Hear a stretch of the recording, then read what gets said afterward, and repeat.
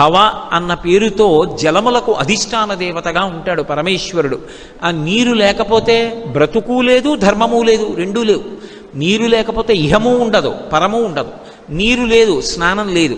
పోని విభూతి స్నానం చేశావు, సంధ్యావందనం చేయాలి, ఆచమనం దేంతో చేస్తావు? అర్ఘ్యప్రదానం చెయ్యాలి, దేంతో చేస్తావు? నీరు లేకపోతే ధర్మం ఉండదు, నీరు లేకపోతే బ్రతికుండదు, నీరు లేకపోతే బ్రతకడు. వేదంలో ఒక మాట ఉంది, పోతున్న ప్రాణములను వెనక్కి తీసుకురాగలిగినటువంటి శక్తి ఉన్న ఏకైక భూతము నీరొక్కటే. నీటికి ఒక్కదానికే ఈశ్వరుడు ఆ శక్తి పెట్టాడు. నీరు శివస్వరూపమై ఉంటుంది. స్పృహ తప్పి పడిపోయాడు అనుకోండి, స్పృహ తప్పి పడిపోయినటువంటి వ్యక్తికి మళ్ళీ స్పృహ రావాలంటే నీళ్లు తీసుకొచ్చి ముఖం మీద చిలకరిస్తారు, కాసిన మంచినీళ్లు పడతారు, అంతేకాని అన్నం పెట్టరు ముందు. నీళ్లు తాగి ముఖం మీద నీళ్లు చిలకరిస్తే చాలు, ఉద్గతమై పైకి లేచిన ప్రాణములు మళ్ళీ యథాస్థానములకు నిలబడతాయి. నీటికి అంత శక్తి ఉంది. నీరు పవిత్రం చేస్తుంది ప్రధానాన్ని. ఏ పదార్థాన్నైనా సరే, పూజకి పువ్వులు తెచ్చి అక్కడ పెట్టారనుకోండి, ఏమో అంతకుముందు ఆ పువ్వు కోసినప్పుడు ఏ గొంగళి పిరుగో పాకుతుంటే ఎవరో దాన్ని ఇలా దులిప పువ్వు తెచ్చి ఉండవచ్చు. కాసి నీళ్లు చల్లుతాం, అమంత్రకం, దానికి ఏం మంత్రం ఉండదు. నీళ్లు చల్లినంత మాత్రం చేత అమృతమస్తు, అమృతోపస్తరణమసి, అవి అమృత సమానములవుతాయి.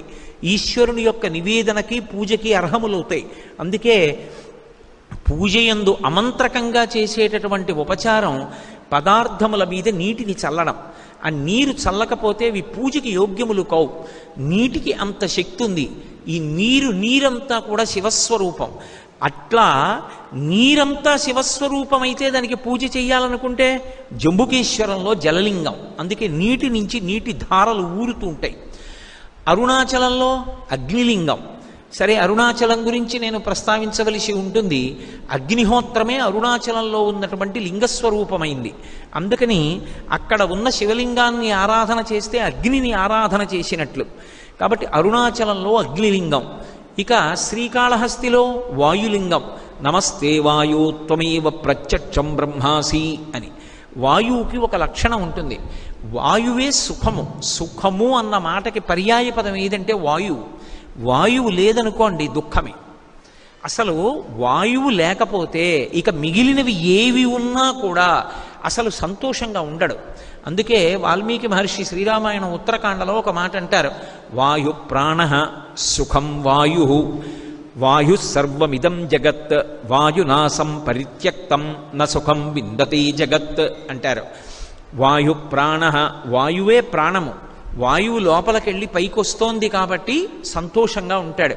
అదే ఎంత ఆస్తి ఉండనివ్వండి, ఊపిరి సరిగ్గా అందట్లేదు అనుకోండి, ఆయాసం వస్తోంది అనుకోండి, ఎగూపిరి, వాడికి ఎంత ఐశ్వర్యం ఉండనివ్వండి, ఎంత బంధుగణం ఉండనివ్వండి, ఎంతమంది పిల్లలు ఉండనివ్వండి, ఎంత చదువుకున్నవాడవనివ్వండి, ఏమిటి సంతోషం ఉంటుంది? ఎగూపిరి వచ్చి చెమటలు పడుతున్న వాడికి దిగూపిరి వచ్చింది, ఏమి సంతోషం ఉంటుంది?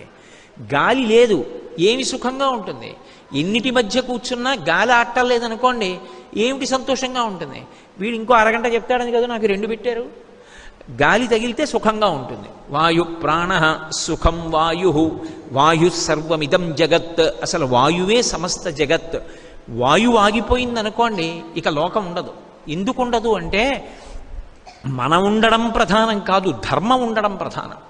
ధర్మము లేకుండా మనం ఉన్నా కూడా అది శవస్వరూపమే, అది అశౌచంతో ఉన్నట్లు, దానికి ఏం ఉపయోగం ఉండదు. ధార్మికంగా ఉండడం, ధార్మికంగా లేకుండా ఉండడం, ఉండి లేకుండడం. చెయ్యవలసిన సంధ్యావందనం చెయ్యలేదనుకోండి, వాడు ఉన్నాడు కానీ వాడు అశౌచంతో ఉన్నవాడితో సమానం. సంధ్యావందనం చేసి ఉన్నాడు, శౌచంతో ఉన్నాడు, ఇప్పుడు వాడు ఉన్నవాడితో సమానం. వాడు ఏదైనా చేయడానికి పనికొస్తాడు. ఇప్పుడు వాడు సంధ్యావందనం చేయలేదు, వాడు ఎదుగు పనికిరాడు. అందుకే సంధ్యావందనం చేయాలంటే ఏం ఉండాలి? చెయ్యి కదలాలి. ఆచమనం చేయాలంటే వేళ్ళు ముడవాలి, అర్ఘ్యం ఇవ్వాలి, చేతులు నడవాలి. నడవాలంటే ఎందుకు నడుస్తాయి? లోపల వాయువు తిరగాలి, ఊపిరి పీల్చడం కాదు. పీల్చిన తరువాత 10 విడిపోతుంది వాయువు.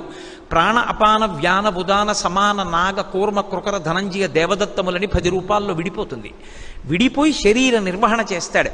చేసినప్పుడు లోపల తిరుగుతుంది వాయువు. అందుకే వాల్మీకి మహర్షి రామాయణంలో ఒక మాట అంటారు, వాయువు గురించి మాట్లాడుతూ, అశరీర శరీరేషు వాయు చలతి పాలయన్ అంటారు. వాయువుకి శరీరం ఉండదు. వాయువుని ఎలా ఉంటాడో చూపించండి అన్నారనుకోండి, ఉండదు. అందుకే కన్నడ దేశంలో ముఖ్య ప్రాణుడు అని పిలుస్తారు. వాయువు అందరూ ముఖ్య ప్రాణుడు అంటారు. వాయువుకి రూపంతో చూపించండి అంటే చూపించడం కుదరదు. కానీ ఆయనకు ఒక శరీరం లేకపోయినా అన్ని శరీరాల్లోకి ఆయన వెడతాడు, వెళ్ళి పరిపాలన చేస్తాడు.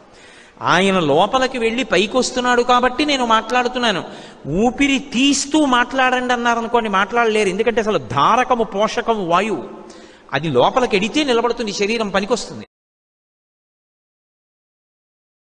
అది లోపలికి వెళ్ళలేదనుకోండి పనికిరాది. అది లోపలికి వెడుతున్నప్పుడు ఏ ప్రతిబంధకాన్ని అది అంగీకరించదు. తీస్తూ మాట్లాడండి కోటేశ్వరరావు అన్నారనుకోండి, నేను కాదు ఎవరూ మాట్లాడలేరు. తీస్తే మాట్లాడగలను, తీసిన వాయువుని వాక్కుగా మార్చగలను. అంటే నాలో ఉన్న భావములు వాక్కులుగా మారాలంటే లోపల వాయువు కుంభనం అవ్వాలి. అది మళ్ళీ వ్యయమైతే వాక్కు అవుతుంది. అంటే ఒకరి వలన ఒకరికి ప్రబోధం జరగాలి అంటే అసలు ఏది ఉండాలి? వాయువు ఉండాలి.